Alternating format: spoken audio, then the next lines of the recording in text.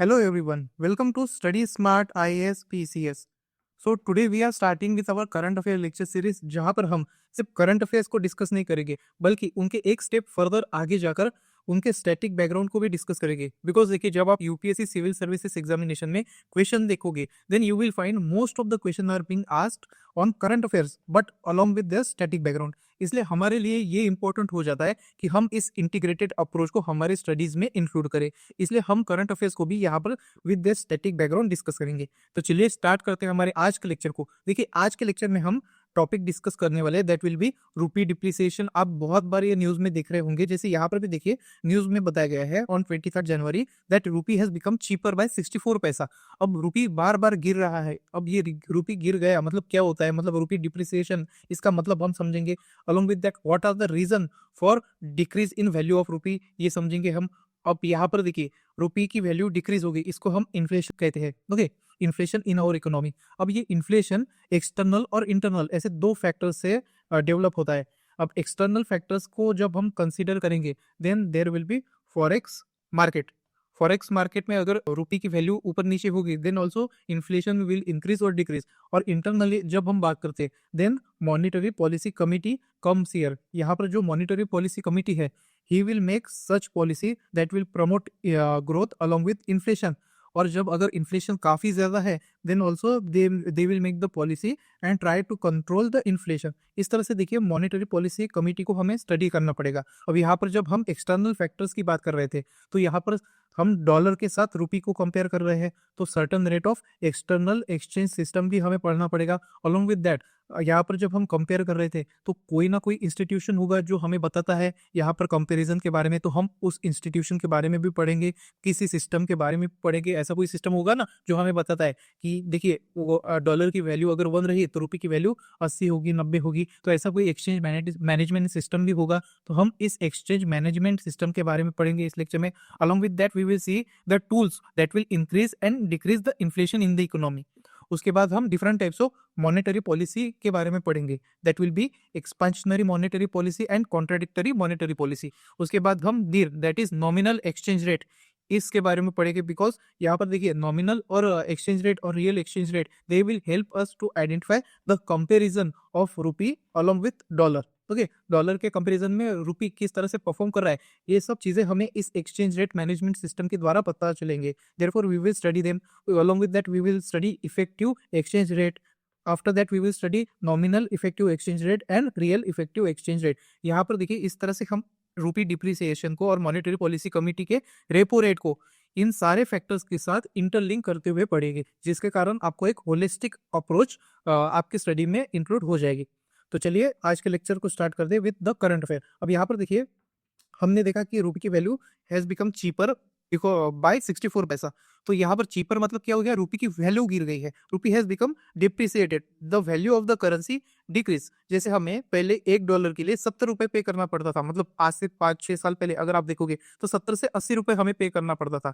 लेकिन अभी अगर हमें $1 बाय करना है तो अभी हमें 91.64 रुपीज पे करना पड़ेगा। मतलब देखिए हमारे जेब से ज्यादा पैसे जा रहे हैं लेकिन डॉलर तो एक ही आ रहा है ना हमारे पास। तो मतलब क्या हो रहा है, हमारे करेंसी की वैल्यू डिक्रीज हो गई है।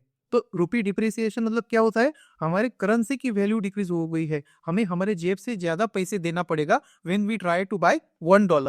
Okay, so this is rupee depreciation. और अप्रिसिएशन की अगर हम बात करेंगे तो जैसे यहाँ पर 91.64 अभी ये रेट चल रहा है। अगर कुछ दिनों के बाद ये रेट वापस अप्रिसिएट हो गया, अप्रिसिएट हो गया मतलब क्या कि हमारे करेंसी की वैल्यू बढ़ गई। हमारी करेंसी की वैल्यू कैसे बढ़ेगी, वी विल हैव टू पे लेस फॉर बाइंग $1। जैसे यहाँ पर अभी हमें 91.64 रुपीज देना पड़ रहा है, लेकिन अगर हमारी करेंसी अप्रिसिएट हो गई तो फॉर एग्जाम्पल अभी हमें $1 बाय करना पड़ा आगे जाकर, तो वी विल हैव टू पे अराउंड 70 to 80 रुपीज। ओके, यहाँ पर क्या हो गया, हमें हमारे जेब से कम पैसा पे करना पड़ा।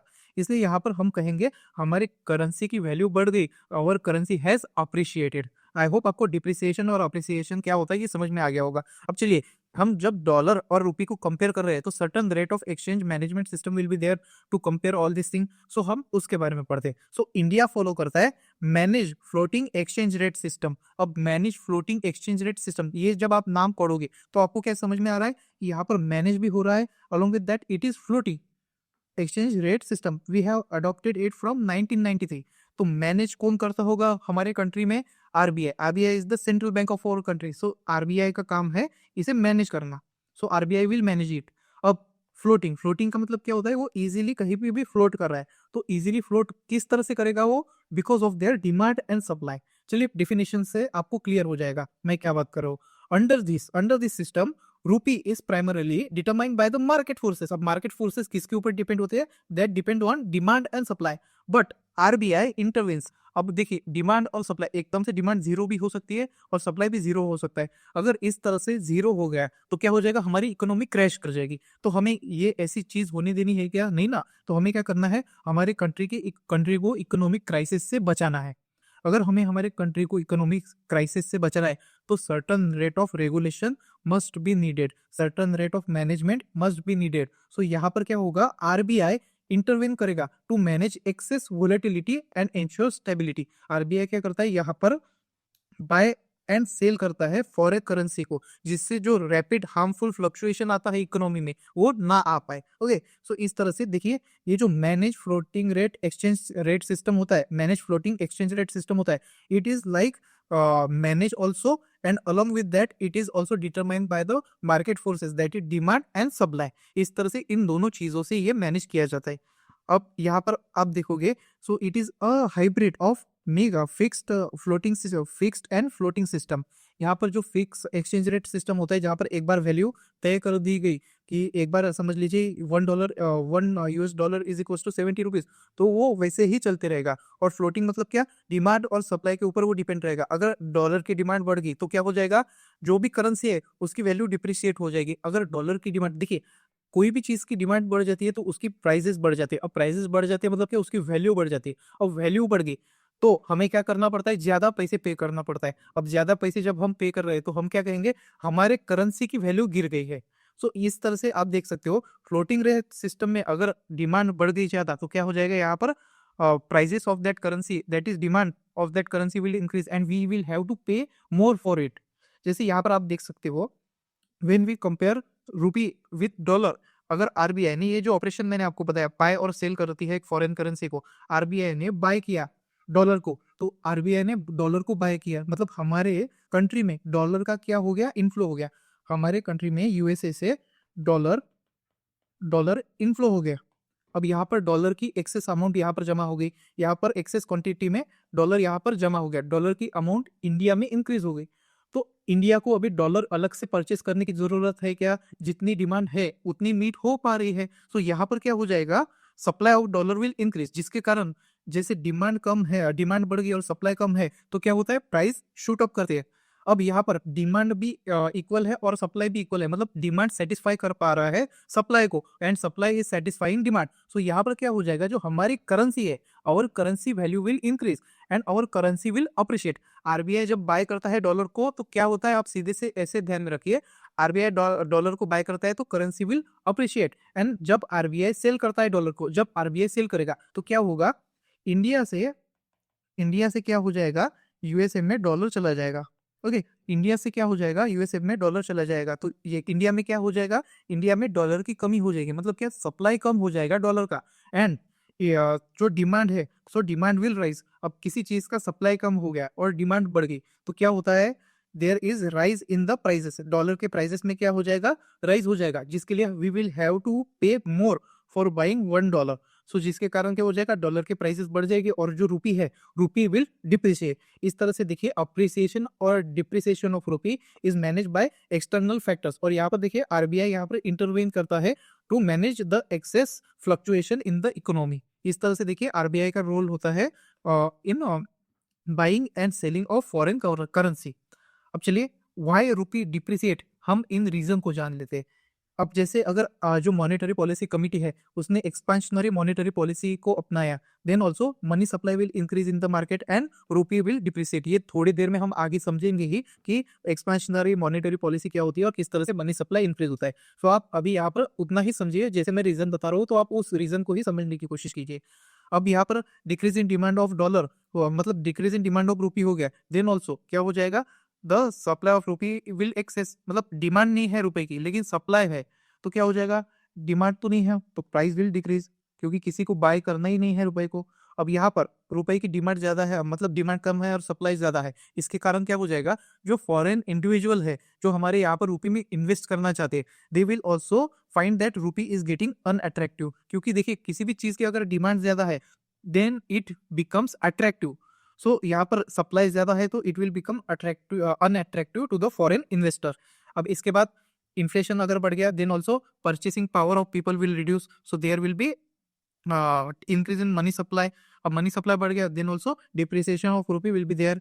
अब अगर फॉरेक्स रिजर्व डिक्रीज हो गया, मतलब यहाँ पर देखिए जैसे यहाँ पर गवर्नमेंट ने क्या किया था, डॉलर को इंडिया से भगा दिया था, यूएसए वापस पहुंचा दिया था। तो यहाँ पर क्या हो गया था, फॉरेक्स जो मार्केट है हमारा, फॉरेक्स रिजर्व, मतलब ये जो डॉलर है, this dollar is our forex reserve. So यहाँ पर फॉरेक्स रिजर्व क्या हो रहा है, हमारे कंट्री से बाहर जा रहा है।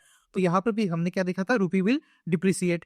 along with that, when there is lack of export competitiveness then also rupee will depreciate। अब ये किस तरह से होगा मैं आपको बताता हूँ।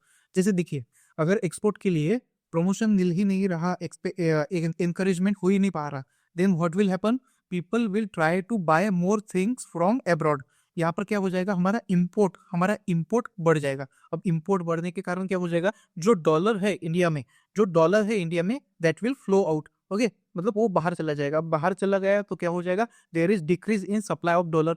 अगर सप्लाई डिक्रीज हो गया और डिमांड बढ़ गई तो इसके कारण क्या हो जाएगा, डॉलर के जो प्राइसेस है that will shoot up again, और यहाँ पर हमें वापस डिप्रिसिएशन ऑफ रुपी देखने को मिलेगा। इसलिए यहाँ पर एक्सपोर्ट कॉम्पिटिटिवनेस होनी ही चाहिए। अगर एक्सपोर्ट कॉम्पिटिटिवनेस कम है then we will see that depreciation of currency is happening in that country. So इसके अलावा अगर इंटरेस्ट रेट की हमने बात की, सो इंटरेस्ट रेट में भी आप देखिए, अगर banks are paying 3 to 4% of interest rate for 1 lakh rupees, तो यहाँ पर आपको कितने रुपए मिलेंगे, 3 से 4 हजार रुपए। अगर यही कंडीशन आप रिवर्स कर दो, that bank is paying 20% interest on the amount deposited that is 1 lakh. 1 lakh के ऊपर अगर वो 20% इंटरेस्ट देंगे तो यहाँ पर आपको कितने पैसे मिलेंगे, इंटरेस्ट के 20 हजार रुपए। यहाँ पर 20 हजार रुपए आपको इंटरेस्ट के मिल रहे हैं ऑन 1 लाख रुपए डिपॉजिट। यहाँ पर आपको 3 से 4% मिल रहे हैं। मतलब क्या होगा, लो इंटरेस्ट रेट रहा तो आपको कम पैसे मिलेंगे। तो इससे अच्छा आप कहीं पर इन्वेस्ट कर दो, कहीं पर इंफ्रास्ट्रक्चर किसी प्रोजेक्ट में आप इन्वेस्ट कर दोगे तो 3 से 4% से तो अच्छा ही आप कमा लोगे।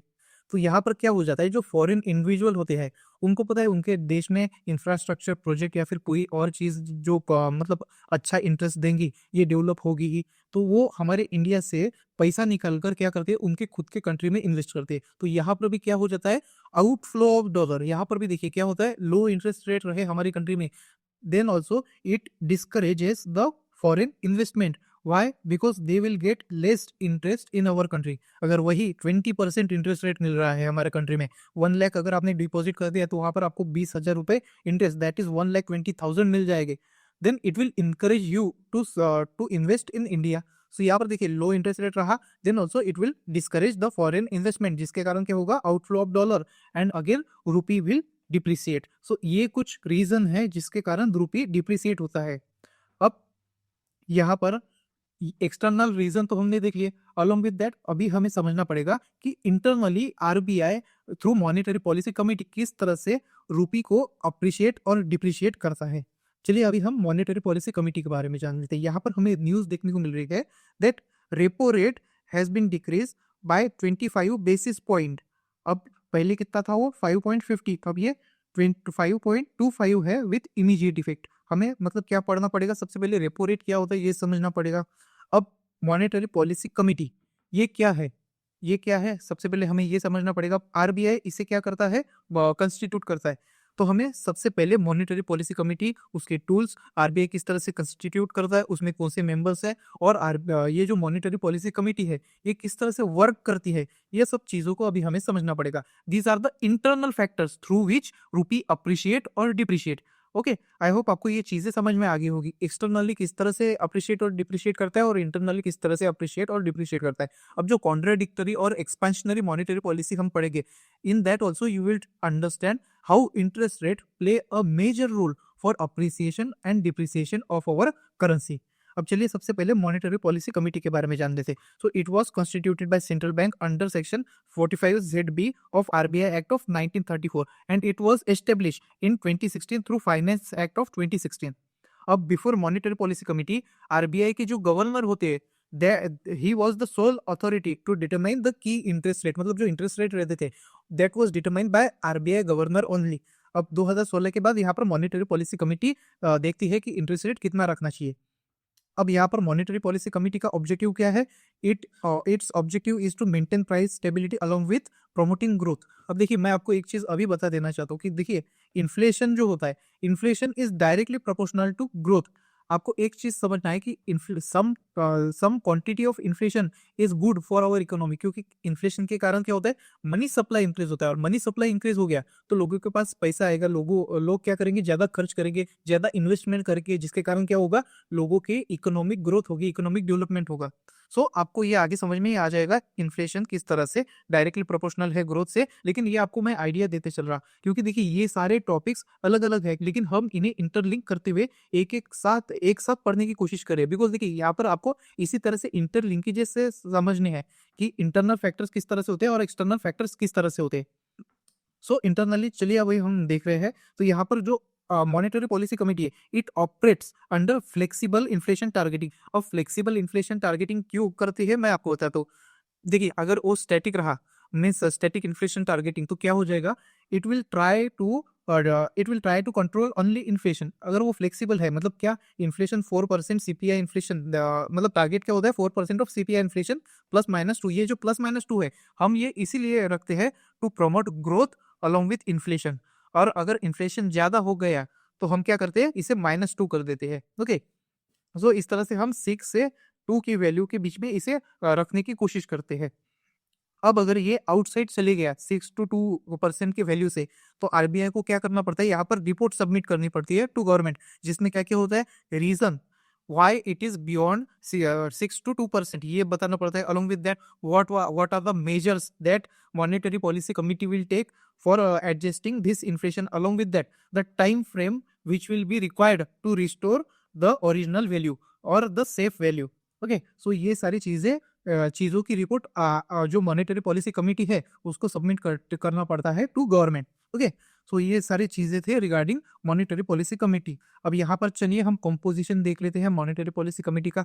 अब यहाँ पर हमें it is a 6 member body, जहाँ पर 3 मेंबर्स आर फ्रॉम आरबीआई, जिसमें चेयरपर्सन जो होते हैं that are RBI governor, along with that there is deputy governor of RBI and RBI executive director। और यहाँ पर जो 3 एक्सटर्नल मेंबर्स ऐड किए जाते हैं that are appointed by central government for the tenure of 4 years। और यहाँ पर जो मेंबर्स एक्सटर्नली ऐड किए जाते हैं they don't have any reappointment, मतलब यहाँ पर एक बार वो अपॉइंट हो गए in monetary policy committee, then they are ineligible for reappointment in monetary policy committee. Okay, so ये सारी चीजें थे रिगार्डिंग मॉनेटरी पॉलिसी कमेटी। अब चलिए हम इंटरेस्ट रेट जो आरबीआई या फिर मॉनेटरी पॉलिसी में हम पढ़ते हैं ना, रेपो रेट क्या होता है, सीआरआर, एसएलआर, इस तरह के इंटरेस्ट रेट जो होते हैं, चलिए एक एक करके हम उन्हें समझने की कोशिश करते हैं। अब सबसे पहले हम पढ़ेंगे सीआरआर के बारे में। सीआरआर मतलब क्या होता है, कैश रिजर्व रेशो। मतलब यहाँ पर देखिए हमें नाम से ही क्या पता चल रहा है, कैश रिजर्व रेशो, मतलब certain quantity of cash we will have to reserve. यहाँ पर डिफिनेशन क्या बताई जाती है, percentage of total deposit that bank has to maintain as in the form of cash. CRR क्या है, percentage of total deposit that bank has to maintain in the form of cash. अब ये कहाँ पर मेंशन है, RBI act of 1934 under section 42(1) clause 1 में। अब ये क्यों यहाँ पर कैश में रखना पड़ता है, देखिए अगर सडन विड्रॉवल बढ़ गया, जो लोगों ने सडन विड्रॉवल करना शुरू कर दिया और बैंक के पास से पैसा कम हो गया, तो जो बैंक है उसकी लिक्विडिटी कम हो जाएगी, क्योंकि बैंक के पास पैसा नहीं है अभी विड्रॉवल फैसिलिटी प्रोवाइड करने के लिए। सो इसलिए यहाँ पर जो टोटल डिपॉजिट है पूरे बैंक में, जैसे समझ लीजिए 1 करोड़ रुपीज बैंक के अंदर डिपॉजिट है इन, तो यहाँ पर सर्टन जैसे 10%, तो 1 करोड़ का 10% क्या हो जाएगा, यहाँ पर 10 lakhs bank have to maintain in the form of cash to meet the withdrawal facility. जो विड्रॉल फैसिलिटी होती है, जो बैंक में लोग विड्रॉल करने के लिए आते हैं, जैसे आप एटीएम में जाकर एटीएम से कैश निकालते हो ना, तो ये जो कैश निकालते हो तो ये कहाँ से आता है, बैंक से कैश आता है। तो ये कैश खत्म नहीं होना चाहिए, इसलिए यहाँ पर बैंक को क्या करना पड़ता है, कैश में यहाँ पर certain percentage of total deposit they have to reserve with them. To maintain liquidity control along with monetary stability. अब यहाँ पर देखिए सीआरआर अगर इंक्रीज हो गया तो क्या हो जाएगा, लिक्विडिटी विल डिक्रीज, क्योंकि क्या होता है सीआरआर मतलब क्या, जो लोन प्रोवाइड करती है bank, they are from this 1 crore only. अब यहाँ पर सीआरआर इंक्रीज हो गया, समझ लीजिए 10% से ये 30% पर चला गया, तो 30 lakh bank have to keep with themselves. तो लोन प्रोवाइड करने के लिए क्या हो जाएगा, यहाँ पर उनके पास पैसे कम हो जाएंगे। सो अल्टीमेटली देखिए वो लोन प्रोवाइड नहीं करेंगे तो आगे जो मनी सप्लाई है क्या वो इकोनॉमी में इन्फ्यूज हो पाएगा, नहीं हो पाएगा, because they will lend less. So यहाँ पर लेंडिंग कैपेसिटी जो होती है वो लेस हो जाती है, सो इकोनॉमी में मनी सप्लाई डिक्रीज हो जाता है। इसलिए यहाँ पर सीआरआर अगर बढ़ गया तो क्या होता है, लिक्विडिटी डिक्रीज होती है, और इसी का उल्टा अगर सीआरआर कम हो गया तो लिक्विडिटी इंक्रीज होती है। So it has to keep in cash only, and along with that no interest is given by RBI on CRR. ये चीज आपको समझनी है। अलोंग विद दैट कमर्शियल और corporative, schedule and non schedule bank, all this banks have to maintain CRR in their bank. अब देखिए CRR तो हमने डिस्कस कर लिया, अब चलिए हम बात करते हैं रेपो रेट के बारे में। सो रेपो रेट क्या होता है, repo rate is the repurchase operation rate. So repurchase operation rate यहाँ पर क्या होता है, it is the rate at which RBI lends to commercial bank against government securities. Government securities के गवर्नमेंट सिक्योरिटीज कोलेटरल रख दिए जाते हैं इन आरबीआई। फॉर एग्जाम्पल यहाँ पर देखिए मैं इजीली आपको बता दूं, आरबीआई क्या करता है, आरबीआई लेंड करता है टू बैंक्स। अब बैंक्स को भी कुछ ना कुछ कोलेटरल तो रखना पड़ेगा फॉर दिस बोरोइंग। तो आरबीआई पैसा देता है बैंक्स को, बैंक्स क्या करते हैं, गवर्नमेंट सिक्योरिटीज यहाँ पर आरबीआई के पास रख देती है। और जब यहाँ पर बैंक्स के पास मतलब पैसा हो जाता है, सर्टन प्रेफरेंस जो डेट दी जाती है, मतलब बैंक्स कहते हैं कि हम इस दिन को वापस रीपर्चेस कर लेंगे आप आरबीआई से गवर्नमेंट सिक्योरिटीज को। तो यहाँ पर क्या हो जाता है, बैंक अगेन रीपर्चेस कर लेता है गवर्नमेंट सिक्योरिटीज को, और जो बैंक्स के पास पैसा होता है then it again goes to RBI. So इस तरह से देखिए गवर्नमेंट सिक्योरिटीज के बदले में आरबीआई क्या करता है, जो बैंक्स है उन्हें कोलेटरल के बदले में यहाँ पर पैसे प्रोवाइड करता है फॉर लेंडिंग। ओके, सो यहाँ पर आरबीआई लेंड करता है कमर्शियल बैंक को अगेंस्ट गवर्नमेंट सिक्योरिटीज। यहाँ पर दो प्रकार के हमें रेपो रेट देखने को मिलते हैं, एक फिक्स रेपो रेट होता है जिसकी डिफिनेशन अभी हमने देखी, और एक वेरिएबल रेपो रेट रहता है। अब ये variable repo rate it is there for to suck और to absorb excess of liquidity from the economy. It is the short term borrowing rate at which central bank buy or lend central bank lend money through auction। मतलब जिसको जितना ज्यादा जो मतलब interest rate पे करने के लिए रेडी होगा उतना उसको मीन्स इजीली पैसा मिल जाएगा। इस तरह से आप समझ लीजिए, जैसे बोनी होती है ना, जो जितना ज्यादा पे करेगा उतना वो क्वांटिटी उसको मिल जाएगी। मतलब समझ लीजिए अगर मुझे ये फोन या फिर ये टैब मैं लेना चाहता हूँ, ये टैब में क्या है, ये टैब की वैल्यू है समझ लीजिए 30,000। अब मैं इसके बदले में 40,000 देने को पे करने को तैयार हूँ, कोई 50,000 पे करने को तैयार है। अब यहाँ पर जो सबसे ज्यादा बोनी लगाएगा उसका ये टैब हो जाएगा। मतलब यहाँ पर देखिए वेरिएबल रेपो रेट ये किस लिए होता है, जब there is lot of money supply, there is excess of money supply, तो लोगों के पास ज्यादा पैसे। अब ज्यादा पैसे होने के कारण क्या हो जाएगा, लोग बोनी लगाना शुरू कर देंगे कि मुझे लोन चाहिए, आप मुझे दो। बैंक आपस में ही कॉम्पिटिटिवनेस बढ़ जाएगी, बैंक की कंपेयर करने लग जाएगी, मेरे पास ज्यादा पैसा है, मेरे पास ज्यादा पैसे, मैं लूंगा लोन, इस तरह से। तो यहाँ पर क्या हो जाएगा, मनी सप्लाई बढ़ने के कारण क्या हो जाएगा, आरबीआई यहाँ पर वेरिएबल रेपो रेट के अंदर इन्हें लोन प्रोवाइड करने की कोशिश करेगा, और और जो गवर्नमेंट सिक्योरिटीज इनके पास से ले लेगा। अब जो ज्यादा बोनी लगाएगा उसको यहाँ पर लोन मिल जाएगा। इस तरह से आप इसे वेरिएबल रेपो रेट को समझ सकते हैं। और ये जो वेरिएबल रेपो रेट है it is there to absorb the excess of liquidity. जैसे देखिए एकदम सडन क्रैश होगी इकोनॉमी, उसके बाद सडन बूम आ गया, तो ये सडन बूम आ गया तो क्या हो जाएगा, प्राइसेस विल फ्लक्चुएट। अब ये फ्लक्चुएशन को ही एडजस्ट करने के लिए वेरिएबल रेपो रेट का यूज किया जाता है, and it is for short duration only, along means 1 to 14 days के लिए ही इसे यूज किया जाता है। It allow the market forces to determine the cost. ये चीज आपको समझनी है, डिमांड और सप्लाई के ऊपर इसका पूरा गेम रहता है। Okay, so this was variable repo rate and fix repo rate. अब चलिए आगे बढ़ते हैं हम on SLR, that is statutory liquidity ratio. अब ये क्या होता है, it is the percentage of net demand and time liability that banks has to keep in gold, cash and government securities. मतलब जैसे हमने सीआरआर देखा था, सीआरआर किस में रखना पड़ता था हमें, only in the form of cash. लेकिन जो एसएलआर है, एसएलआर क्या है, percentage of net demand and type liability. यहाँ पर हमने क्या देखा था, मतलब जो टोटल डिपॉजिट है उसके बदले में, और यहाँ पर क्या है, it is the percentage of net demand and time liability. अब ये हम अपकमिंग चैप्टर्स में पढ़ेंगे ही कि नेट डिमांड और टाइम लायबिलिटी क्या होता है। बस आप अभी के लिए इतना ही ध्यान में रखिए, it is the percentage of net demand and time liability that has to be kept in liquid form, that is gold, cash and government securities, and it is mention in section 24 of banking regulation act of 1949। अब देखिए basic difference हम जान लेते हैं CRR और SLR के बारे में। अब देखिए सीआरआर आपको मेंटेन करना पड़ता है in cash only, along with that there is no interest rate, मतलब no interest paid up on CRR. वही जब हम एसएलआर की बात करते हैं, so SLR has to paid up in the form of asset, asset like gold, cash और government securities. ठीक है, गोल्ड के ऊपर आपको इंटरेस्ट मिलता है, गवर्नमेंट सिक्योरिटीज के ऊपर आपको इंटरेस्ट मिलता है, मतलब अल्टीमेटली यहाँ पर क्या होगा, इंटरेस्ट आपको मिलेगा ही। सो एसएलआर में क्या होता है, आपको इंटरेस्ट मिलता है, लेकिन सीआरआर में आपको no interest is paid up on the amount which you have kept with the kept in the form of cash. Okay, so यहाँ पर सीआरआर में नो इंटरेस्ट, एसएलआर में इंटरेस्ट मिलता है। नेक्स्ट हम देखते हैं reverse repo rate. Reverse repo rate में क्या होता है, जैसे रेपो में काम क्या देखा था हमने, सेंट्रल बैंक से जो बैंक है वो गवर्नमेंट सिक्योरिटीज के बदले में पैसा लेती है। अब सेंट्रल बैंक क्या करता है रिवर्स रेपो में, सेंट्रल बैंक गवर्नमेंट सिक्योरिटीज को सेल कर देता है और बैंक्स को, और बैंक्स क्या करते हैं उसके बदले में आरबीआई, मतलब जो सेंट्रल बैंक है हमारा आरबीआई, उसको पैसे देती है। So it is the rate at which bank keep their money with RBI. So it is the rate at which bank keep their money with RBI. अगर अच्छा इंटरेस्ट रेट रहा तो बैंक्स को भी अच्छा यहाँ पर रिटर्न मिलेगा। So it is use to absorb excess liquidity from the market. Then marginal standing facility. अब देखिए जो मार्जिनल स्टैंडिंग फैसिलिटी होती है that is the ceiling rate, ceiling rate, और जो स्टैंडिंग डिपॉजिट फैसिलिटी होती है that is the floor rate. अब इसके बीच में जो होता है that is repo rate. Okay, so margin standing facility ये क्या होता है, it is overnight borrowing facility for schedule commercial bank. यहाँ पर गवर्नमेंट सिक्योरिटीज या फिर एसएलआर सिक्योरिटीज को हम कोलेटरल की तरह यूज कर सकते हैं। और ये किस तरह से होता है, it is promoted at the rate of repo rate plus 25 basis point. Along with that, it is used at the time of emergency liquidity. Okay, so this was regarding marginal standing facility. अब देखिए emergency में अगर आपको पैसा चाहिए तो लोग क्या करते हैं, ज्यादा इंटरेस्ट रेट पर आपको पैसा देते हैं ना। सो इसी तरह से जो मार्जिनल स्टैंडिंग फैसिलिटी होती है, so it is the ceiling point of interest rate, ये आपको समझना है।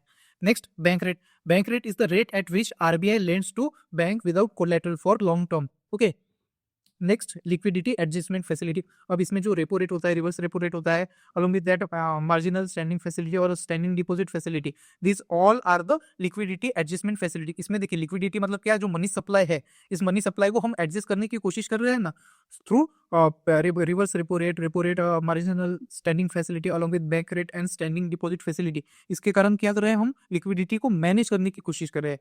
तो liquidity adjustment facility come along with all them, और इसी के साथ इसे इंट्रोड्यूस किया गया था इन 2000 बाय मर्सिन्मा कमिटी।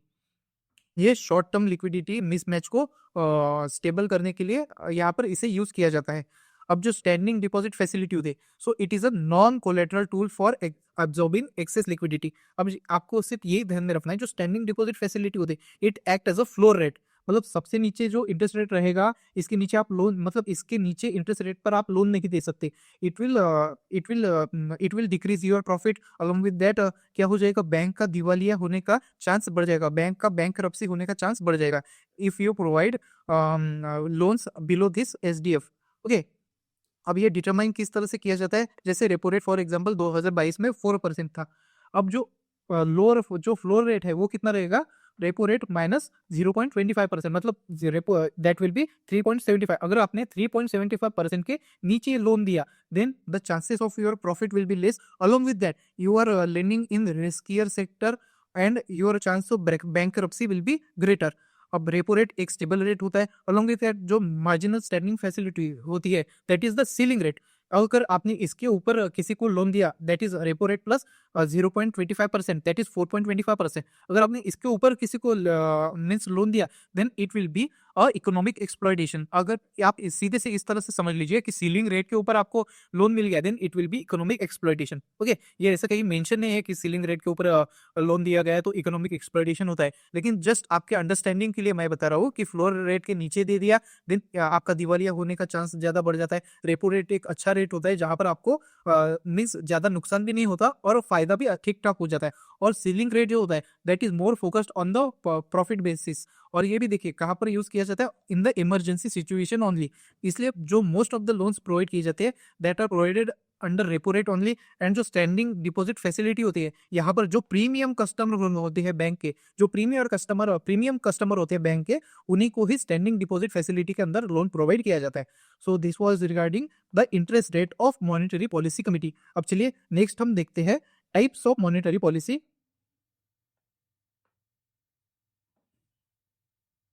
सो देखिए टाइप्स ऑफ मॉनेटरी पॉलिसी में हम दो सिचुएशन को अज्यूम करते हैं। एक हाई इन्फ्लेशन वाली सिचुएशन जहां पर देखिए इकोनॉमी में मनी सप्लाई काफी ज्यादा होगा, जिसके कारण इकोनॉमी एक्सपांडेड दिखेगी हमें। और एक सिचुएशन ऐसी अज्यूम करेंगे जहां पर इन्फ्लेशन काफी लो है, इन्फ्लेशन है ही नहीं, और जो इकोनॉमी है वो स्लो डाउन हो चुकी है। अब यहाँ पर जब हम फर्स्ट सिचुएशन को देखेंगे तो यहाँ पर क्या होगा, इन्फ्लेशन ज्यादा है, मनी सप्लाई इकोनॉमी में बहुत ज्यादा है, जिसके कारण जो इकोनॉमी है वो एक्सपांड हो गई है। अब ये एक्सपांड हो गई है तो हमें इस इन्फ्लेशन को कंट्रोल करना है। अब इस इन्फ्लेशन को अगर हमें कंट्रोल करना है तो इस इकोनॉमी को क्या करना पड़ेगा, हमें कॉन्ट्रैक्ट करना पड़ेगा। इसलिए हम कॉन्ट्रैक्शनरी मॉनेटरी पॉलिसी का यूज करेंगे यहाँ पर। अब यहाँ पर हम कॉन्ट्रैक्शनरी मॉनेटरी पॉलिसी में क्या करेंगे, जो सीआरआर, जो इंटरेस्ट रेट है हमारे, मॉनेटरी पॉलिसी क्या करती है, मॉनेटरी पॉलिसी कमेटी इन इंटरेस्ट रेट को बढ़ाती है। पहले हमने देखा ना ये काम कौन करता था, आरबीआई गवर्नर। लेकिन अब जब से मॉनेटरी पॉलिसी कमेटी आई है तब से ये काम कौन कर रहा है, इंटरेस्ट रेट बढ़ाने का और घटाने का, मॉनेटरी पॉलिसी कमेटी। सो इस मॉनेटरी पॉलिसी में हम क्या करेंगे, when the situation is like inflation is very high and money supply in the economy is rapidly expanding, we will try to contradict it. Okay, contractionary monetary policy को हम use करेंगे यहाँ पर। तो सीआरआर जो होता है, इंटरेस्ट रेट जो होते हैं उन्हें हम बढ़ा देंगे, जिसके कारण क्या होगा, CRR, SLR, repo rate, reverse repo rate, ये सारे इंटरेस्ट रेट क्या हो जाएंगे, बढ़ जाएंगे। अब एक सिचुएशन यहाँ पर देखिए, बैंक में क्या हो जाएगा, इंटरेस्ट रेट बढ़ने के कारण बैंक की जो इंटरेस्ट रेट है वो भी बढ़ जाएगी। अब जैसे 3 to 4% अगर बैंक के इंटरेस्ट रेट थे, तो यहाँ पर क्या हो रहा था, लोगों को 1 लाख के ऊपर 3 से 4 हजार रुपए मिल रहे थे, तो बराबर है, 3 से 4 हजार रुपए यहाँ पर 1 लाख के ऊपर लोगों को मिल रहे थे। लेकिन अभी वहां पर इंटरेस्ट रेट बढ़ गया, मतलब जो सीआरआर है, एसएलआर है, रिवर्स रेपो रेपो, ये सब इंटरेस्ट रेट बढ़ गई, जिसके कारण क्या होगा, बैंक्स को भी यहाँ पर इंटरेस्ट रेट बढ़ाना पड़ेगा। क्योंकि देखिए आरबीआई से, सेंट्रल बैंक से क्या करते हैं, बाकी बैंक्स भी लोन लेते हैं, तो उनको भी हाईयर इंटरेस्ट रेट पे लोन मिलेगा, तो अल्टीमेटली आपको भी पास डाउन होगा ही ना, तो आपके ऊपर भी ज्यादा इंटरेस्ट रेट लगेंगे। तो यहाँ पर क्या होगा, जो बैंक्स है वो डिपॉजिट के ऊपर भी इंटरेस्ट रेट ज्यादा देंगे, और जब लेंडिंग करेंगे उसके ऊपर भी इंटरेस्ट रेट ज्यादा लगेंगे। तो यहाँ पर देखिए, जब आपको एक मतलब ज्यादा इंटरेस्ट रेट, लाइक समझ लीजिए यहाँ पर 10% इंटरेस्ट रेट के ऊपर आपको लोन मिल रहा है, तो इस सिचुएशन में आप लोन लेना प्रेफर करोगे या फिर आपके खुद के पैसे बैंक में जमा करना प्रेफर करोगे? क्योंकि देखिए इन्वेस्टमेंट अगर आप इंफ्रास्ट्रक्चर या फिर किसी मतलब फॉर एग्जांपल हाइपोथेटिकल सिचुएशन में देख लीजिए, इंफ्रास्ट्रक्चर में अगर आप इन्वेस्ट कर रहे हो और वहां पर भी आपको 3 से 4% इंटरेस्ट मिल रहा है, और जब यहाँ पर कॉन्ट्रैक्शनरी मॉनेटरी पॉलिसी कमेटी ने यहाँ पर इकोनॉमी में यूज कर ली, तो यहाँ पर क्या हो जाएगा, इंटरेस्ट रेट क्या हो जाएगा, interest rate will be up to 10%। तो आप इंफ्रास्ट्रक्चर में 3 से 4% कमाने से अच्छा वही पैसा आप बैंक में डिपॉजिट कर दोगे, तो बैंक में पैसा कितना मिलेगा आपको, 3 से 4 हजार रुपए आपको पहले मिल रहे थे, अभी 10% इंटरेस्ट रेट आने के बाद, इंटरेस्ट रेट जो होता है वो बढ़ने के बाद आपको कितना मिलेगा, 10 हजार। जब आप 1 लाख रुपए की इन्वेस्टमेंट पर इंफ्रास्ट्रक्चर या फिर किसी भी प्रोजेक्ट में डालकर 3 से 4 हजार कमाने से अच्छा मैं बैंक में डाल दूंगा, तो बैंक में डालने के बाद मुझे कितना मिलेगा, 10 हजार रुपए मिलेगी इंटरेस्ट रेट, तो यहाँ पर तो मुझे ज्यादा फायदा हो रहा है। तो मोस्ट ऑफ द पीपल क्या करेंगे, जो पैसा है उनके पास उसे बैंक में डालने की कोशिश करेंगे। मतलब क्या होगा, जो मेरे जेब में पैसा है वो पैसा कहाँ पर चले जाएगा, बैंक में। सो मेरे जेब से पैसा बैंक में चले गया तो मेरे पास लिक्विडिटी की क्या होगी, कमी होगी। So there will be less liquidity in the market. So मैं तो मार्केट का हिस्सा हुई ना, मैं कोई चीज बाय करूंगा देन आई एम द मतलब मैं हिस्सा हूँ मार्केट का। तो यहाँ पर क्या हो जाएगा, liquidity of the market will reduce, मतलब मेरे पास से लिक्विडिटी खत्म होगी, मेरे साथ ऐसे जो भी एग्रीगेट डिमांड क्रिएट करने वाले इंडिविजुअल होंगे उनके पास से पैसे कम हो गए, तो क्या हो जाएगा, मार्केट में ऑलरेडी जो इकोनॉमी बूम पे है वो मतलब कॉन्ट्रैक्ट होना शुरू हो जाएगी, मनी सप्लाई वहां पर रिड्यूस होना शुरू हो जाएगा। तो यहाँ पर क्या होगा, अल्टीमेटली इंटरेस्ट रेट बढ़ेगा, most of the people will prefer to keep their money with banks, so banks के साथ उन्हें ज़्यादा इंटरेस्ट मिलेगा, मतलब 10,000 रुपये मिलेंगे 1 लाख के इन्वेस्टमेंट के ऊपर। तो यहाँ पर क्या होगा, money supply from the economy will money supply from the economy will decrease, यहाँ पर डिक्रीज होगा मनी सप्लाई का। तो people will keep their money with bank, जिसके कारण मनी सप्लाई डिक्रीज होगा। और जो परचेसिंग पावर है मेरी, जब मैं मेरे पास पैसे थे तो मैं कुछ भी खरीदने के लिए तैयार था, लेकिन अब मैंने क्या कर लिया, मुझे अच्छा इंटरेस्ट रेट चाहिए तो मैं बैंक के पास मेरे पैसे रख दिए मैंने। अब मेरे पास पैसे ही नहीं है तो क्या मैं डिमांड क्रिएट करूंगा, मैं कोई चीज को परचेस करने की कोशिश करूंगा? नहीं करूंगा। So purchasing power will also decrease. उसके कारण क्या होगा, परचेसिंग पावर नहीं है, मुझे कुछ खरीदना ही नहीं है, मेरे पास पैसे ही नहीं है खरीदने के लिए, तो क्या हो जाएगा, aggregate demand will also decrease. अब यहाँ पर एग्रीगेट डिमांड डिक्रीज हो जाएगी, जिसके कारण क्या होगा, उसका इम्पैक्ट, अगर लोगों की इच्छा ही नहीं है कोई चीज खरीदने की तो क्या मैन्युफैक्चरर किसी चीज को मैन्युफैक्चर करेगा? नहीं करेगा। तो प्रोडक्शन विल ऑल्सो डिक्रीज, इसी के कारण हमें जीडीपी में समटाइम्स डिक्रीज देखने को मिलता है। सो जिसके कारण क्या होता है, प्रोडक्शन डिक्रीज के कारण ग्रोथ डिक्रीज होती है, अनएम्प्लॉयमेंट इंक्रीज हो जाता है और जीडीपी भी रिड्यूस हो जाता है। और जो इन्फ्लेशन होता है, देखिए मनी सप्लाई में जो मनी है दैट हैज बीन रिड्यूस, मतलब मनी की quantity from the market has been reduce, तो क्या हो जाएगा, डिमांड है मनी को लेकिन सप्लाई कम हो गया। सप्लाई कम हो गया मतलब क्या हो जाएगा, जो करेंसी है उसके प्राइसेस बढ़ जाएंगे। अब करेंसी के प्राइसेस बढ़ जाएंगे मतलब क्या होगा, करेंसी अप्रिसिएट करेगी। अब अप्रिसिएट करेगी मतलब क्या होगा, फॉलिंग इन इन्फ्लेशन, मतलब इन्फ्लेशन कम हो जाएगा। करेंसी अप्रिसिएट करती है तब क्या हो जाता है, इन्फ्लेशन कम हो जाता है। और करेंसी डिप्रिसिएट करती है तो इन्फ्लेशन क्या होता है, बढ़ता है। अब certain rate of inflation is necessary in our country, is necessary in developing countries. Why? क्योंकि देखिए यहाँ पर जैसे ही इन्फ्लेशन को कम करने की बात की गई है तो यहाँ पर क्या हो रहा है, प्रोडक्शन भी डिक्रीज हो रहा है, जीडीपी डिक्रीज हो रही है, ग्रोथ डिक्रीज हो रही है, अनएम्प्लॉयमेंट इंक्रीज हो रहा है। इसके कारण क्या होगा, हमारी स्टैंडर्ड ऑफ लिविंग खराब हो जाएगी। इसलिए हमें हमारी स्टैंडर्ड ऑफ लिविंग तो अच्छी करना है ना, तो यहाँ पर क्या करना होगा, हमें सर्टन रेट में, मतलब मैनेज करते हुए सर्टन रेट में हमें इन्फ्लेशन को बढ़ाना पड़ेगा। चलिए अभी सेकंड सिचुएशन में आपको बताऊंगा, तभी आपको अच्छे से समझ में आ जाएगा। So in when inflation is low, economy slow down कर रही है, मतलब इकोनॉमी स्लो डाउन में चल रही है, तो यहाँ पर क्या होगा, ग्रोथ कम है, जीडीपी कम हो गया, अनएम्प्लॉयमेंट ज्यादा बढ़ गई है। तो यहाँ पर जो मॉनेटरी पॉलिसी कमेटी है वो क्या करेगी, इकोनॉमी को एक्सपांड करने की कोशिश करेगी। अभी पहले कॉन्ट्रैक्ट है ना इकोनॉमी, यहाँ पर क्या हो गया, इन्फ्लेशन कम है, ग्रोथ कम है, अनएम्प्लॉयमेंट ज्यादा है, तो यहाँ पर क्या हो गया, इकोनॉमी कॉन्ट्रैक्ट हो चुकी है, इकोनॉमिक स्लो डाउन हो चुका है। अब यहाँ पर इकोनॉमी को रन करने के लिए, इकोनॉमी को एक्सपांड करने के लिए क्या करना पड़ेगा, एक्सपांशनरी मॉनेटरी पॉलिसी का यूज करना पड़ेगा। सो मॉनेटरी पॉलिसी कमेटी क्या करेगी, एक्सपांशनरी मॉनेटरी पॉलिसी का यूज करेगी और इकोनॉमी को एक्सपांड करेगी। तो यहाँ पर क्या होगा, जो इंटरेस्ट रेट है that interest rate will be reduce and promotion of investment along with that infrastructure projects will be means promoted। तो यहाँ पर क्या होगा, इंटरेस्ट रेट रिड्यूस हो जाएगा, जिससे सीआरआर एसएलआर जो repo rate reverse repo rate होते हैं वो क्या हो जाएगा, कम हो जाएगी। जैसे 10% का इंटरेस्ट रेट मिल रहा था तो तब मैं क्या कर रहा था, मेरे पैसों को बैंक में रख रहा था। अब इंटरेस्ट रेट हो गया कम, अब इंटरेस्ट रेट कम होने के कारण क्या हो गया, मुझे वो 2 से 3% ही इंटरेस्ट मिल रहा है। तो क्या मैं मेरे पैसों को बैंक में रखना प्रेफर करूंगा? नहीं करूंगा। उससे अच्छा तो मैं कहीं पर इन्वेस्ट कर दूं, यही सोचूंगा ना। तो यहाँ पर क्या होगा, मैं बैंक से पैसा निकाल कर क्या करूंगा, कहीं पर इन्वेस्ट करने के लिए, मतलब इकोनॉमी में मैं पैसा डालूंगा, जिसके कारण क्या होगा, money supply in the economy will increase, money supply in the economy will increase. तो इसके कारण क्या होगा, कहीं प्रोजेक्ट में इन पैसों को यूज किया जाएगा, इन्वेस्टमेंट बढ़ेगी, मनी सप्लाई बढ़ेगा, जिसके कारण क्या होगा, इन्वेस्टमेंट मैंने कहीं किसी कंपनी में की तो वहां पर प्रोडक्शन बढ़ेगा।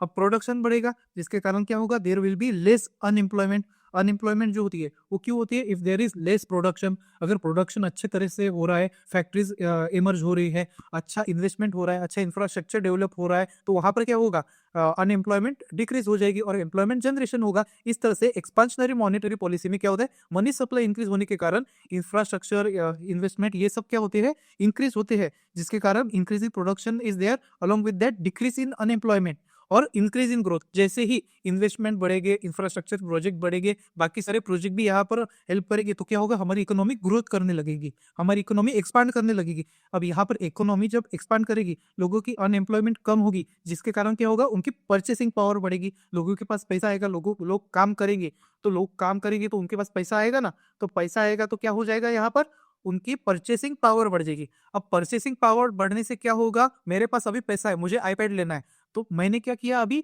आईपैड की डिमांड क्रिएट की, इसके कारण एग्रीगेट डिमांड विल इंक्रीज। अब एग्रीगेट डिमांड इंक्रीज हो गई तो क्या होगा, ग्रोथ होगा इकोनॉमी में, ग्रोथ होगा, इंक्रीजिंग प्रोडक्शन होगा, इंक्रीजिंग जीडीपी होगा। अब जैसे ही ग्रोथ प्रमोट हो गई, अब हमने क्या देखा, मनी सप्लाई इंक्रीज होगा, एक्सपांड हो गई हमारी इकोनॉमी, तो उसके कारण क्या होगा, जो वैल्यू है हमारी करेंसी की वो भी इंक्रीज हो, मतलब वो भी डिक्रीज हो गई है, हमारी करेंसी डिप्रिशिएट हो गई है।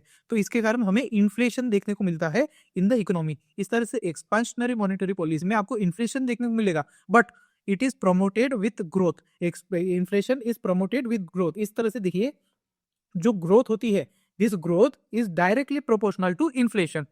आई होप आपको ये ग्रोथ किस तरह से इन्फ्लेशन से कनेक्टेड होती है समझ में आ गया होगा।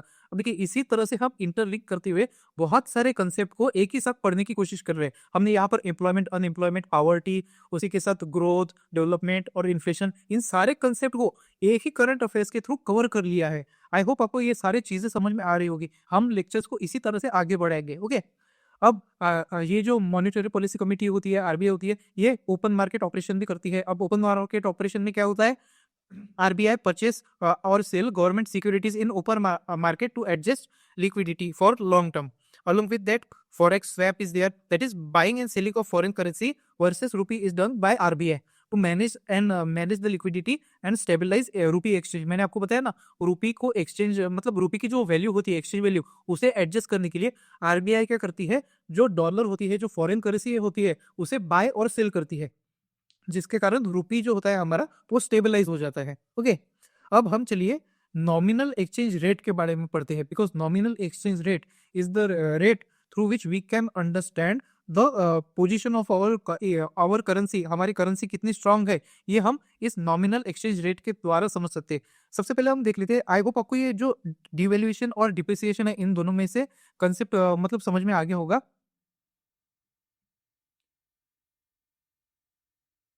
देखिए, ये जो डिवैल्यूएशन और डिप्रिसिएशन है, डिवैल्यूएशन का मतलब क्या होता है, चलिए वो समझ लेते हैं।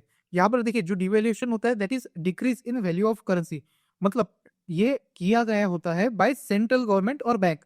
और जो डेप्रिसिएशन होता है, डिवैल्यूएशन मतलब क्या, मैंने मेरे खुद की करेंसी की वैल्यू को डिवैल्यू कर दिया, मतलब गिरा दी, ये मैं खुद से कर रहा हूँ, देन इट इज डिवैल्यूएशन। अब ये ऑटोमेटिक हो रहा है through market forces, then it will be depreciation. अगर मार्केट फोर्सेस के द्वारा हो रहा है देन इट इज डिप्रिसिएशन। अगर मैं खुद करवा रहा हूं, मेरे करेंसी को गिरवा रहा हूं, देन इट इज डिवैल्यूएशन। ये दो चीज आपको ध्यान में रखनी है। ओके, अब चलिए नॉमिनल एक्सचेंज रेट के ऊपर जंप कर लेते हैं। सो nominal exchange rate, nominal exchange rate होता क्या है, it is the current unadjusted prices of one country in terms of another, representing the market rate of trading currency. मतलब जो मार्केट रेट दिया गया है, जैसे इंडिया और यूएसए के कंपेरिजन में हम देखते हैं, $1 इज इक्वल टू 91.64 रुपीज। सो यहाँ पर हमें क्या देखने को मिल रहा है कि इंडिया के comparison $1 will be equal to 91.64 rupees. तो यहाँ पर हमने इन्फ्लेशन और रिलेटिव प्राइस चेंज को यहाँ पर इंक्लूड नहीं किया है। ओके, सो इसलिए it is unadjusted price of comparison for one country to another according to the forex market. Okay, according to the forex market. लेकिन जब हम रियली डॉलर और रुपये की वैल्यू देखने जाते हैं, सो यहाँ पर कुछ अलग ही बात होती है। जैसे हम रियल वैल्यू कहाँ पर देखते हैं, रियल एक्सचेंज रेट में। यहाँ पर हमें क्या मिलता है, major of currencies true purchasing power then the nominal exchange rate, because it is adjusted with inflation between the nation. मतलब इंडिया में जो इन्फ्लेशन होगा और यूएसए में जो इन्फ्लेशन होगा, इन दोनों को अकाउंट करने के बाद जो हम एक्सचेंज रेट निकालते हैं, that will be the real exchange rate of both the countries. जैसे फॉर एग्जाम्पल यूएसए की बात करेंगे हम, तो यूएसए में $1 में आपको एक बर्गर मिल जाएगा। और इंडिया की बात करेंगे, इंडिया में मैं बैठा हूँ, मैंने 40 रुपीज में 40 रुपीज में एक बर्गर बाय कर लिया। अब यहाँ पर हमें क्या देखने को मिल रहा है कि बर्गर हम दोनों ने बाय किया, it is the same commodity, but prices में यहाँ पर किस तरह से चेंजेस है, इसने $1 में बाय किया और मैंने 40 रुपीज में। असल में देखिए, मार्केट रेट के हिसाब से $1 विल बी इक्वल टू 91.64, मतलब यहाँ पर इसे 1.5 नहीं तो फिर 1.4 टाइम्स बर्गर मिलना चाहिए था, लेकिन यहाँ पर मुझे 40 रुपीज में ही बर्गर मिल गया और यहाँ पर इसको $1 में मिल गया। मतलब यहाँ पर हमें देखने को क्या मिल रहा है कि $1 की value when we try to purchase any commodity is equal to 40 rupees. Okay, is equal to 40 rupees. So purchasing power के हिसाब से अगर जब हम देखते हैं when we account inflation in that, so $1 की वैल्यू कुछ अलग ही निकलती है। सो $1 यहाँ पर इस कंडीशन में जब मैं एग्जांपल बता रहा हूँ आपको, सो $1 इज इक्वल टू 40 रुपीज। सो यहाँ पर इन्फ्लेशन, रिलेटिव प्राइस चेंज, ये सब एडअप हुआ है, इसलिए यहाँ पर $1 की वैल्यू 40 रुपीज देखने को मिल रही है। और वैसे $1 की मार्केट रेट के हिसाब से वैल्यू क्या है, 91.64 रुपीज। Okay, 64 rupees. सो ये है हमारी मार्केट रेट के हिसाब से, और ये है हमारी real exchange rate according to the purchasing power of the people in USA and India. Okay, so ये थी हमारी रियल एक्सचेंज रेट। अब यहाँ पर when real exchange rate is greater than 1 तो क्या हो जाएगा, domestic currency is over value, मतलब डोमेस्टिक करेंसी की वैल्यू जो है वो ज्यादा है in comparison to another comparing currency, like in comparison to dollar. Dollar के हिसाब से डोमेस्टिक करेंसी की वैल्यू ज्यादा हो जाएगी। तो यहाँ पर देखिए हमारी कंट्री की करेंसी जो है वो स्ट्रॉन्गर हो रही है, जिसके कारण क्या होगा, हमारे लिए इंपोर्ट सस्ता हो जाएगा, हमारे लिए इंपोर्ट सस्ता हो जाएगा। तो इंपोर्ट यहाँ पर क्या हो जाएगा, इंपोर्ट बढ़ जाएगा। लेकिन जो एक्सपोर्ट होता है वो एक्सपोर्ट यहाँ पर कम हो जाएगा, क्योंकि जो बाहर के लोग हैं, those who are the foreign individuals, for them Indian goods are expensive now. So यहाँ पर एक्सपोर्ट कम हो जाएगा और इंपोर्ट यहाँ पर बढ़ जाएगा। And when real exchange rate is equal to 1 तो यहाँ पर क्या हो जाएगा, डोमेस्टिक एंड फॉरेन करेंसी की जो गुड्स है it will B of same cost. जैसे $1 में मैं यहाँ पर एक बर्गर बाय कर पा रहा हूँ और ₹1 में ही मैं यहाँ पर एक बर्गर बाय कर पा रहा हूँ। तो यहाँ पर डॉलर और रुपी की परचेसिंग पावर क्या होगी, सेम होगी। Next, when real exchange rate is less than 1 तो यहाँ पर क्या हो जाएगा, रुपी अंडर वैल्यू, रुपी जो है वो अंडर वैल्यू किया गया है, अंडर वैल्यू किया गया है। तो इसके कारण क्या होगा, रुपी डिप्रिसिएट होगा। देखिए एक्सचेंज रेट सिस्टम के हिसाब से कैसे हमें वैल्यू पता चलती है। हमने फर्स्ट टॉपिक शुरू किया था रुपी डिप्रिसिएशन से। ये सारी चीजें किस तरह से एक दूसरे के साथ लिंक करती है, आई होप अभी आपको समझ में आ रहा होगा। तो यहाँ पर क्या देखने को मिलता है, when real exchange rate is less than 1 तो यहाँ पर क्या हो जाएगा, domestic currency value is under valued and rupee is depreciated. अब रुपी डिप्रिसिएट हो गया तो जो फॉरेन इंडिविजुअल्स है उनके लिए हमारे गुड्स क्या हो जाएंगे, चीपर हो जाएंगे। तो वो हमारे यहाँ से ज्यादा क्वांटिटी में गुड्स को बाय करेंगे। तो यहाँ पर क्या हो जाएगा, ज्यादा क्वांटिटी में गुड्स बाहर जाएगी तो हमारा एक्सपोर्ट क्या हो जाएगा, export will be more competitive. और जो इम्पोर्ट है हमारे लिए, जब हम चीजों को बाहर से इम्पोर्ट करेंगे तो वो क्या होगा, हमारे लिए एक्सपेंसिव हो जाएगा। इसलिए हमें डीमोटिवेशन मिलेगा फॉर इम्पोर्ट, इसलिए हमारा इम्पोर्ट क्या हो जाएगा, इम्पोर्ट डिक्रीज हो जाएगा। इस तरह से एक्सपोर्ट बढ़ा दिया जाता है और इम्पोर्ट जो होता है वो कम कम हो जाता है व्हेन रुपी डिप्रिसिएट। अब चलिए नेक्स्ट हम देखते हैं इफेक्टिव एक्सचेंज रेट। अब इफेक्टिव एक्सचेंज रेट की जब हम बात करते हैं, so it is the exchange rate of domestic currency in comparison to its major trading partner. Okay, जैसे यूएसए, चाइना, ये हमारे दो, फॉर एग्जांपल के लिए समझ लीजिए यूएसए और चाइना ये दोनों हमारे मेजर ट्रेडिंग पार्टनर है। तो इनके कंपैरिजन में हमारी कंट्री की करेंसी किस तरह से परफॉर्म कर रही है उसे हम इफेक्टिव एक्सचेंज रेट सिस्टम के अंदर वैल्यू करने की कोशिश करेंगे। अब यहाँ पर फॉर एग्जांपल जैसे इंडिया इंडिया की करेंसी 10% से डिप्रिसिएट हो गई in comparison to US currency, और चाइना की करेंसी के कंपैरिजन में यहाँ पर 5% अप्रिशिएट कर गई। तो जब आप इफेक्टिवली देखोगे तो ये 10 - 5 मतलब 5% अभी भी हमें लॉस देखने को मिल रहा है। तो our currency is at 5% depreciation in comparison to our major trading partners. Okay, so यहाँ पर हमें इस तरह से समझ में आ रहा है इन इफेक्टिव एक्सचेंज रेट, जब 10% हमारी करेंसी नीचे गिर गई है इन कंपैरिजन टू डॉलर और 5% ऊपर आ गई है, मतलब 5% अप्रिसिएट हो गए in comparison to Chinese yuan. Okay, yuan, तो यहाँ पर क्या हो जाएगा, सॉरी फॉर मिस प्रोनाउंसिएशन, थोड़ा एक साथ फ्लो में बात करते हुए हो जाता है। तो यहाँ पर देखिए मतलब 5% से यहाँ पर इंक्रीज हो गया चाइनीज करेंसी के कंपैरिजन में, और यूएस के करेंसी के हिसाब से 10% से डिक्रीज हो गया। लेकिन यहाँ पर जब हम नेट देख रहे हैं तो यहाँ पर हमें नेट 5% डिप्रिसिएशन देखने को मिल रहा है। तो यहाँ पर नेट 5% डिप्रिसिएशन हमें इंडियन करेंसी के कंपैरिजन में देखने को मिल रहा है, मतलब our Indian currency is net 5% depreciating in comparison to our major trading partners. So ये था इफेक्टिव एक्सचेंज रेट। अब इफेक्टिव एक्सचेंज रेट के अंदर ही हम नीर और रील को देखते हैं। अब जैसे मैंने आपको बास्केट ऑफ करेंसी के बारे में बताया, तो basket of currency we take of our major trading partner. तो नीर भी क्या है, नॉमिनल इफेक्टिव एक्सचेंज रेट। तो नीर नॉमिनल जहां पर आ गया वहां पर हम इन्फ्लेशन को काउंट नहीं करेंगे। तो यहाँ पर भी देखिए हम इन्फ्लेशन को काउंट नहीं करेंगे, बाकी it is an unadjusted weightage average rate of which one currency is having exchange of basket of multiple foreign currency. मतलब सिंपल से अगर मैं आपको बात बताना चाहूँ कि इंडियन करेंसी में आप जितने भी गुड्स और सर्विस मतलब गुड्स बाय करना चाह रहे हो, आप जितने गुड्स बाय कर पा रहे हो in comparison to basket of foreign currencies. Okay, basket of foreign currency, जैसे मैंने आपको बताया 10% यूएस के कंपैरिजन में हमारा रुपी डिप्रिसिएट हो गया, और इन जो चाइनीज करेंसी है, चाइनीज करेंसी के कंपैरिजन में यहाँ पर 5% अप्रिसिएट हो गया। लेकिन यहाँ पर क्या देखने को मिल रहा है, मतलब 5% depreciation in overall trade and overall competitiveness of our Indian currency. यहाँ पर हमें 5% तभी भी डिप्रिसिएशन देखने को मिल रहा था इन इफेक्टिव एक्सचेंज रेट। वैसे ही यहाँ पर नॉमिनल इफेक्टिव एक्सचेंज रेट और रियल इफेक्टिव एक्सचेंज रेट में बस इन्फ्लेशन का फर्क होता है। अगर यहाँ पर इन्फ्लेशन मतलब नीर में अगर इन्फ्लेशन ऐड कर दिया गया, so it will be real effective exchange rate. Okay, so जो नीर होता है, ये नीर शो करता है हमें nominal strength of our currency, और जो रीर होता है it indicates the export competitiveness of our currency. अब यहाँ पर रीर का जो फॉर्मूला है, it is given as NEER into domestic prices index into foreign prices index. हमने यहाँ पर क्योंकि इन्फ्लेशन को एडजस्ट करना है, नीर को इन्फ्लेशन के साथ एडजस्ट करने के बाद हमें क्या मिलता है, रीर। ओके, ये आपको ध्यान में रखना है, जब नीर को हम एडजस्ट कर दे इन्फ्लेशन के साथ तो आपको रीर मिलता है। यही चीज इंपॉर्टेंट है हमें, हमारे लिए यहाँ पर समझने के लिए। और जो 2022 में क्वेश्चन आया था नीर और रीर से, वो किस तरह से था कि अगर रीर या फिर नीर बढ़ा तो क्या होगा, तो हमें इसके इम्पैक्ट भी समझना पड़ेगा। अब देखिए, जैसे अगर नीर बढ़ा तो क्या हो जाएगा, अप्रिसिएशन ऑफ डोमेस्टिक करेंसी।